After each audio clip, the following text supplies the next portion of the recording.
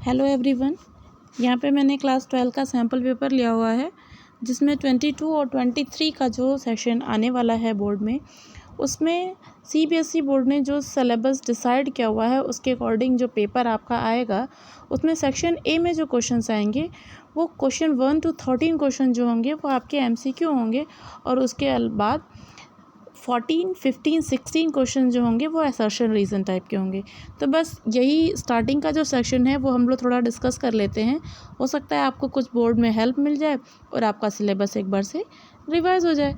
तो हम लोग स्टार्टिंग में एमसीक्यू क्वेश्चंस और उसके बाद असर्शन रीज़न जो है वो डिस्कस करते हैं। तो चलिए फिर स्टार्ट करते हैं क्या सेक्शन ए के एमसीक्यूज़। ये देखिए, ये हमारा सेक्शन ए का फर्स्ट एमसीक्यू है। Which of the following is haploid in nature. ये आपके जो 4 ऑप्शंस दिए हुए हैं, microspores, embryo sac, pollen grain, mother cell, microspores.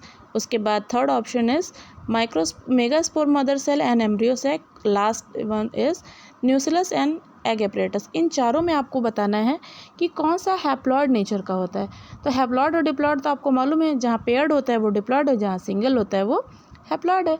तो इन चारों में हमारा देखिए, मदर सेल जहाँ भी मदर सेल होंगी जिनसे या पोलन ग्रेन बने या एग सेल बने, आपका जहाँ पे भी मदर सेल होगी वो डिप्लॉइड नेचर की होगी। तो सेक्शन बी और सी वाला जो है दोनों में पोलन मदर सेल है और मेगास्पोर मदर सेल है। तो ये दोनों ऑप्शन तो गलत हो गए और एग एपरेटस न्यूक्लियस वाला भी गलत हो गया। तो फर्स्ट ऑप्शन जो है हमारा माइक्रोस्पोर और एग एम्ब्रियोसैक, ये दोनों जो होंगे वो आपके हैप्लॉइड नेचर के होंगे। ठीक है। मदर सेल जहाँ भी होंगी वो डिप्लॉयड होंगी और जब डिप्लॉयड मदर सेल होगी या मदर जहाँ से जो मियोसाइट सेल्स होती हैं वो डिप्लॉयड होती हैं, तभी उनसे हैप्लॉयड का फॉर्मेशन होता है। मतलब उनसे जो भी बनेगा, चाहे वो एग बने या पोलन ग्रेन बने, वो हैप्लॉइड नेचर का होगा। सेकंड क्वेश्चन देखते हैं क्या है। सेकंड क्वेश्चन है हमारा मैच द फॉलोइंग, जिसमें कॉलम ए में आपका दिया हुआ है female anopheles gametocytes, fertilization, mosquito bite. और बी कॉलम में देखिए क्या क्या दिया है। बी कॉलम में दिया है हमारा occur in stomach, primary host, digestive tract of mosquito and sucks sporozoites. अब आपको मैच करना है, तो जो हम मैचिंग करेंगे उसमें देखिए जो कॉलम फर्स्ट का ए वाला पार्ट है फीमेल एनोफिलीज जो होगी वो प्राइमरी होस्ट होगी, मतलब बी वाले कॉलम के सेकंड वाले पार्ट से मैच करेगा। देन सेकंड क्या है, सेकंड है हमारा गैमेटोसाइट्स जो होगा वो हमारा बी वाले सेकंड वाले कॉलम के बी वाले से थर्ड वाले से मैच करेगा। मतलब गैमेटोसाइट्स जो बनते हैं वो आपके डाइजेस्टिव ट्रैक में बनते हैं, मॉस्किटो के डाइजेस्टिव ट्रैक में। सी वाला क्या है, सी है फर्टिलाइजेशन जो होगा वो मॉस्किटो के स्टमक में फर्टिलाइजेशन होता है। और लास्ट वाला जो है हमारा लास्ट है मॉस्किटो बाइट जो है वो जब बाइट होती है, जब मॉस्किटो बाइट करता है तो उसकी बाइटिंग जब होगी उसमें ही स्पोरोसाइट जो है वो सक होके चले जाते हैं।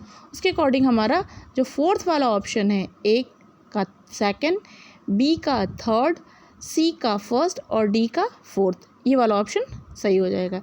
देन देखते हैं थर्ड वाला। ये जो है हमारा जो सर्किल बना हुआ है, मतलब ये जो डाटाबेस दिया हुआ है, ये डाटाबेस हमारे वर्टिब्रेट्स को डिनोट करता है। तो इसमें आपको ये बताना है कि अगर एक डाटा है जिसमें वर्टिब्रेट्स दिए हुए हैं, जिसमें फिशेस हैं, बर्ड्स हैं, रेप्टाइल्स हैं, तो हमारा ए क्या होगा, ए हमारा जो होगा वो मैमल्स होगा और बी वाला मतलब ए इन केस फर्स्ट वाला जो है वो हमारा मैमल्स होगा और सेकंड वाला जो है वो एम्फीबियंस होगा। ठीक है। देन उसके बाद फोर्थ क्वेश्चन देखते हैं। फोर्थ क्वेश्चन क्या है, the female reproductive part is equivalent to glands of penis. Glands of penis मतलब पेनिस का जो टिप होता है वो फीमेल रिप्रोडक्टिव ट्रैक के किस पार्ट से के इक्विवेलेंट होता है। तो इसका बी वाला ऑप्शन सही होगा। बी वाला ऑप्शन क्या है, क्लोरोटिस जो है वो मेल रिप्रोडक्टिव ट्रैक के ग्लैंड्स ऑफ पेनिस के इक्विवेलेंट होता है। ठीक। थर्ड क्वेश्चन, नेक्स्ट क्वेश्चन देखते हैं क्या है। नेक्स्ट क्वेश्चन है हमारा, if child has blood group B and mother has blood group A, then what are the impossibilities. देखिए ध्यान दीजिएगा, यहाँ पे इम्पॉसिबिलिटीज़ दिया हुआ है, impossibilities of blood group in father, अगर कोई चाइल्ड बी ब्लड ग्रुप का है और उसकी मदर जो है वो ए ब्लड ग्रुप की है, तो कौन सा इम्पॉसिबल ब्लड ग्रुप हो सकता है उसके फादर में? देखिए बी है और ए है, अगर बी और ए दिया हुआ है तो सारे ऑप्शन में बी और ए बी का कॉम्बिनेशन मिलेगा, लेकिन जो सी वाला ऑप्शन दिया है ना, इसमें ओ है और ए है। अगर चाइल्ड में बी ब्लड ग्रुप है तो बी ब्लड ग्रुप या तो मदर से आएगा नहीं तो फादर से आएगा। तो मदर तो ऑलरेडी क्लियर है कि मदर के पास ए ब्लड ग्रुप है, तो बी वाला कहाँ से मिल रहा है? तो बी वाला जो है वो उसके फादर से मिल रहा है, और अगर उसके फादर से मिल रहा है तो ए वाला पॉसिबल है, बी वाला पॉसिबल है, डी वाला पॉसिबल है, लेकिन सी वाला इम्पॉसिबल है, इसलिए सी वाला ऑप्शन सही होगा। समझ में आ गया? देन देखिए 6 वाला क्वेश्चन, 6 क्वेश्चन है methanogen can not be found in, can not. बहुत ध्यान देना है आपको कि जब भी क्वेश्चंस आप पढ़ेंगे तो बहुत ध्यान से क्वेश्चन को कंसंट्रेट होकर पढ़ेंगे, ताकि आपको समझ में आ जाए कि क्वेश्चन क्या पुटअप हो रहा है। देखिए इसके पहले इम्पॉसिबिलिटीज़ पूछी है। हम लोग जब भी पेपर सॉल्व करते हैं तो हम लोग पॉसिबल कॉम्बिनेशन सर्च करते हैं कि पॉसिबल क्या हो सकता है, लेकिन यहाँ पे क्वेश्चन में इम्पॉसिबिलिटीज़ दी हुई है, तो ध्यान दीजिएगा। ऐसे ही नेक्स्ट क्वेश्चन में कैन नॉट बी फाउंड दिया हुआ है, तो कैन नॉट बी फाउंड मतलब मिथेनोजेन जो बैक्टीरियाज होते हैं वो कहाँ पे नहीं पाए जाते हैं। ठीक, तो ऑप्शन में देखिए, ऑप्शन है हमारा gut rumen, gut stomach of cattle और ruminants, marshy areas, flooded paddy fields, ये सारी जगह पाए जाते हैं। बस जहाँ पे एरोबिक ट्रीटमेंट होता है सीवेज में, जहाँ पे एयर की प्रेजेंस में ब्रेकडाउन होता है, वहाँ पे नहीं पाए जाते हैं। तो ये हमारा ए वाला ऑप्शन सही हो जाएगा। समझ में आ रहा है आपको क्या है? ये देखिए आपको बहुत ध्यान से क्वेश्चंस को पढ़ना पड़ेगा और फिर आपको समझना पड़ेगा कि क्वेश्चन एक्चुअल में क्या पुटअप हो रहा है। जब तक आप क्वेश्चन की लैंग्वेज नहीं समझेंगे ना, तब तक आप सॉल्व नहीं कर पाएंगे। समझ गए? देखिए उसके बाद हमारा 7th वाला क्वेश्चन है। 7th वाले क्वेश्चन में क्या है? The vitamins whose content increase while conversion of milk into curd by lab. Lab तो समझते हैं क्या है ना, लैब हमारा है लैक्टिक एसिड बैक्टीरिया। तो वो कौन सा इंग्रेडिएंट है जब मिल्क कर्ड में चेंज होता है तो वो बढ़ जाता है, मतलब उसकी न्यूट्रिएंट क्वालिटी जब बढ़ती है तो वो किसकी वजह से बढ़ती है? तो वो कौन सा विटामिन है जिसकी वजह से मिल्क से कर्ड में जो चेंज होता है वो चेंज इंक्रीज़ करता है? तो ऑप्शन जो है वो हमारा होगा विटामिन B12। ये यहाँ पे नहीं दिया हुआ है, विटामिन B12 जो है वो इंक्रीज़ कर जाता है, तो इसमें सी वाला ऑप्शन जो होगा वो आपका सही होगा। ठीक, नेक्स्ट हम लोग 7th क्वेश्चन के बाद 8 क्वेश्चन देखते हैं। 8 क्वेश्चन देखिए क्या है। 8 क्वेश्चन है हमारा the protein encoded by the gene, और उसके बाद डैश है, और डैश के बाद पूछा है control corn borer. Corn borer में वो कौन सा जीन है जो प्रोटीन इनकोड कर रहा है? तो हमारा ऑप्शन क्या होगा? ऑप्शन होगा हमारा a cry first AB। Cry first AB जो है जीन वो कॉर्न बोरर के लिए रिस्पॉन्सिबल होता है। ठीक है, द नेक्स्ट क्वेश्चन देखते हैं। इन ICSI, ICSI क्या है? ICSI है आपका intracytoplasmic sperm injection. Intracytoplasmic sperm injection क्या है, ये पूछा है हमसे। तो अब देखिए क्या होता है। ए वाला ऑप्शन दिया हुआ है embryo is developed into lab in which sperm is directly injected into ovum. अगर हम लैब में एम्ब्रियो को डेवलप कर लें और उसके बाद डायरेक्ट इंजेक्ट कर दें ओवम में। दूसरा मेथड क्या है? Embryo with more than 8 blastomere then transfer into uterus, B वाला ऑप्शन है। थर्ड ऑप्शन क्या है? इन्वॉल्व इन विट्रो फर्टिलाइजेशन, और डी वाले में ए और सी दोनों सही है। तो ऑप्शन हमारा जो सही होगा वो क्या होगा? वो डी वाला ऑप्शन होगा, जिसमें हमारा क्या होता है, एम्ब्रियो को लैब में डेवलप करते हैं और उसके बाद उसको डायरेक्ट एंटर करा देते हैं, और उसके साथ साथ इन विट्रो फर्टिलाइजेशन तो होता ही होता है। तो हमारा डी वाला ऑप्शन सही हो जाएगा। समझ में आ रहा है? नेक्स्ट देखिए, नेक्स्ट क्या है? Mammalian cell in culture can be taken up DNA by. जो मैमेलियन सेल्स कल्चर की जाती है किसमें? बायोटेक्नोलॉजी में जो मैमल्स के सेल को कल्चर करते हैं उसमें हम वो कौन कौन से मेथड्स यूज़ करते हैं जिसमें हम जिसको एज अ वेक्टर यूज़ करते हैं और फिर उसको जिस भी बॉडी में जो हमारा जेनेटिकली इंसर्ट ऑर्गेनिज्म है उसकी बॉडी में इम्प्लांट करते हैं। तो फॉरेन डीएनए जब हम ट्रांसफ़र करते हैं किसी लिविंग सेल में बिना किसी वेक्टर के वो नहीं होता। तो वो वेक्टर क्या हो सकते हैं? वो वेक्टर हमारे क्या क्या हैं? वो माइक्रो इंजेक्शंस है और उसके अलावा जो है जीन गन है, बायोलिस्टिक्स मेथड्स हैं।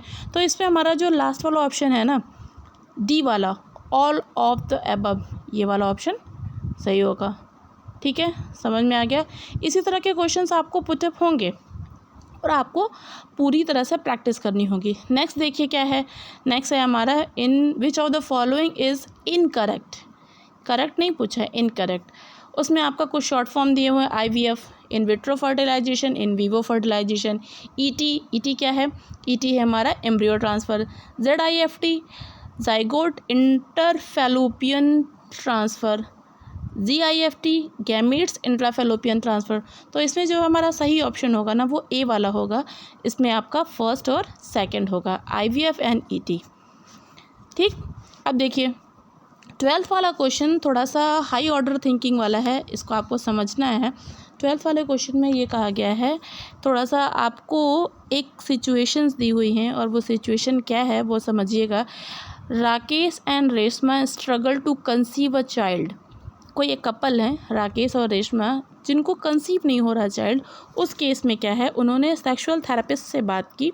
दे talk to sexual therapist. Rakesh sperm count was normal but the doctor notice that his sperm was less mobile than usual.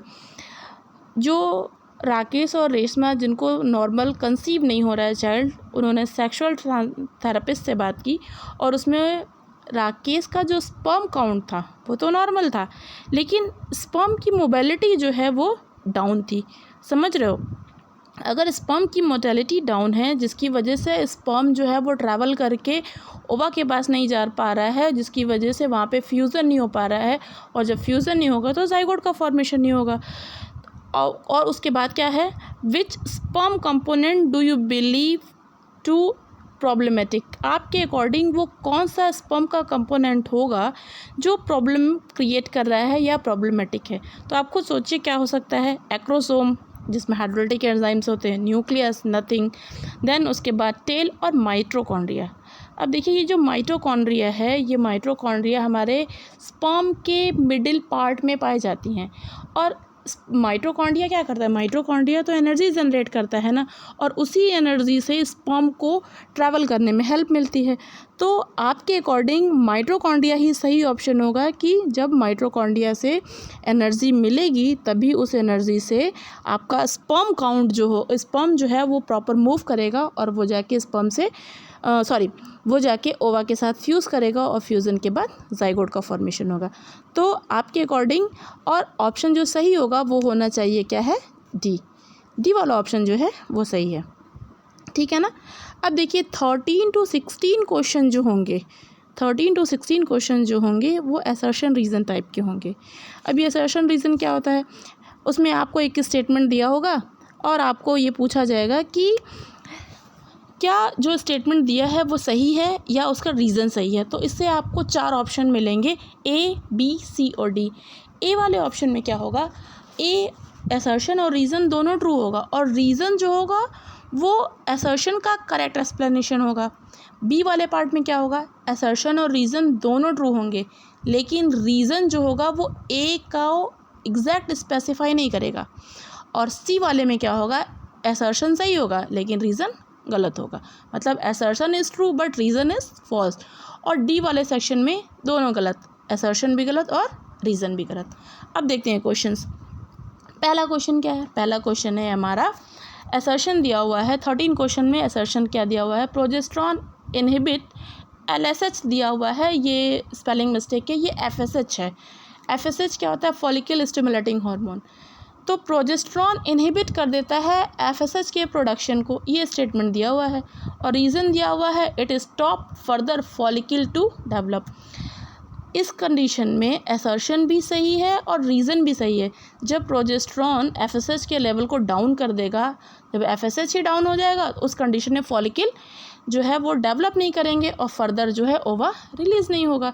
तो उसके अकॉर्डिंग हमारा जो ए वाला ऑप्शन है, both assertion and reason are true and reason is correct explanation of assertion. ठीक है ना, ये बात समझ में आ रही है। अब देखिए नेक्स्ट क्वेश्चन है RDT। अब ये RDT आप लोग के लिए थोड़ा सा वर्ड आपको समझ में नहीं आएगा, लेकिन अगर आप फुल फॉर्म समझ लोगे ना तो शायद आपको समझ में आ जाए। ये क्या है, ये रिकॉम्बिनेंट डीएनए टेक्नोलॉजी है RDT। रिकॉम्बिनेंट डीएनए टेक्नोलॉजी ना लिख के यहाँ पे लिखा हुआ है RDT is more useful than traditional hybridization procedure. मतलब रिकॉम्बिनेंट डीएनए टेक्नोलॉजीज़ जो होती हैं वो नॉर्मल हाइब्रिडाइजेशन प्रोसीजर से ज़्यादा यूज़फुल टेक्निक्स होती हैं, ये स्टेटमेंट में दिया हुआ है। और रीज़न क्या दिया हुआ है, रीज़न दिया हुआ है traditional hybridization procedure are used in plant and animal breeding very often is leads to inclusion and multiplication of undesirable gene along with desired gene। इस कंडीशन में देखिए ये जो आपका रिकॉम्बिनेंट डीएनए टेक्नोलॉजी होती है उसमें जीन को मैनिपुलेट कर देते हैं, जीन को ट्रांसप्लांट कर देते हैं, या करप्ट जीन अगर है तो उसको हम मॉडिफाई कर देंगे, अल्टर कर देंगे या कुछ भी चेंज कर सकते हैं। रिकॉम्बिनेशन से हम चेंज कर देंगे और वो टेक्नोलॉजी ज़्यादा बेटर मानी गई है जो नॉर्मल हाइब्रिडाइजेशन टेक्निक्स होती हैं जो प्लांट ब्रीडर्स या एनिमल ब्रीडर्स करते हैं। तो ये स्टेटमेंट सही है और उसका रीज़न भी करेक्ट है। तो इसमें भी हमारा ऑप्शन जो होगा वो कौन सा होगा, ए वाला होगा। ठीक है, नेक्स्ट क्वेश्चन देखिए। नेक्स्ट क्वेश्चन है एप्पल इज़ फ्रूट। एप्पल जो है वो फ्रूट है that can eaten has about 7500 cultivators the ripened ovary and its surrounding tissue which are edible are contain in fleshy fluid depending on the size shape and acidity it comes in red green and yellow hues. ये हमारा statements दिया हुआ है और assertion क्या है, morphologically the fruit is ripened ovary, और reason दिया हुआ है ovary develop into fruit of an fertilisation. समझिए ज़रा, जब भी हम लोगों ने पढ़ा है तो आप लोगों ने बहुत ध्यान से पढ़ा होगा ट्रू फ्रूट्स होते हैं, फॉल्स फ्रूट होते हैं। फॉल्स फ्रूट्स वो होते हैं जो हमारा जिसमें ओवरी का इन्वॉल्वमेंट तो होता है लेकिन उसके साथ साथ अदर पार्ट्स भी इन्वॉल्व होते हैं। तो ओवरी डेवलप तो कर दी है फ्रूट में, लेकिन इसके साथ साथ मॉर्फोलॉजिकली जो आपका फ्रूट बनता है वो रैपेंड ओवरी ही है। तो असर्शन भी सही है और रीज़न भी सही है। ठीक है, समझ में आ रहा है। तो ये हमारा 15 क्वेश्चन हो गया। 16 क्वेश्चन जो है असर्शन रीज़न का ये है हमारा tropical rain forest are called lungs of the planet. Tropical rain forest के बारे में कह रहा है, स्टेटमेंट समझ लीजिए। स्टेटमेंट है tropical rain forest are called lungs of the planet, और रीज़न दिया हुआ है Amazon rain forest are so old and extensive in area and they are usually draw carbon dioxide and breathe out oxygen. Statement 1 ही गलत है। Statement A जो assertion दिया हुआ है, जो आपका ट्रॉपिकल रेन फॉरेस्ट होता है, जो ट्रॉपिकल रेन फॉरेस्ट है वो हमारा लंग्स ऑफ प्लैनेट नहीं है। लंग्स ऑफ प्लैनेट्स जो है वो हम अमेजन फॉरेस्ट को कहते हैं। तो उस कंडीशन में डी वाला ऑप्शन, ए जो है वो फॉल्स है बट बी वाला जो ऑप्शन रीज़न जो है वो ट्रू है। तो डी वाला जो ऑप्शन है वो हमारा सही हो जाएगा। तो इसके अकॉर्डिंग हम लोगों ने कुछ क्वेश्चन MCQ टाइप्स के और कुछ क्वेश्चन आपके असर्शन रीज़न के समझ लिए। अब आप इसके अकॉर्डिंग कुछ प्रैक्टिस करिए, फिर नेक्स्ट वीडियो में और हम डिस्कस करेंगे MCQ टाइप्स के और assertion reasoning. Okay, thank you.